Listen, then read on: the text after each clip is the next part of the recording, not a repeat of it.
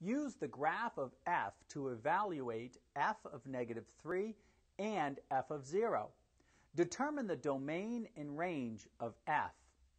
Here's our graph. It's a semicircle, the lower half of a circle. There's an x-intercept of -3, so let's label that. There's an x-intercept of +3, so let's label that. And finally, there's a y-intercept of -3, so let's label that. Now, let's go back and evaluate f of -3. f of -3 means we want to find the value of the function when x is -3. Well, here's x equaling -3. The value of the function is 0. So f of -3 is 0. Now evaluate f of 0. This time we want to find the value of the function when x is 0.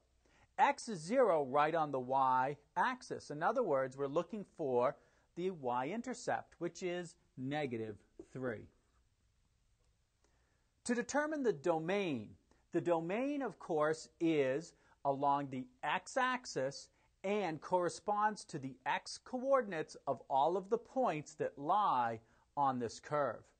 So the domain actually starts at -3 and goes all the way to +3, and those endpoints are included. So we would write it as -3 is less than or equal to x, which is less than or equal to 3. For the range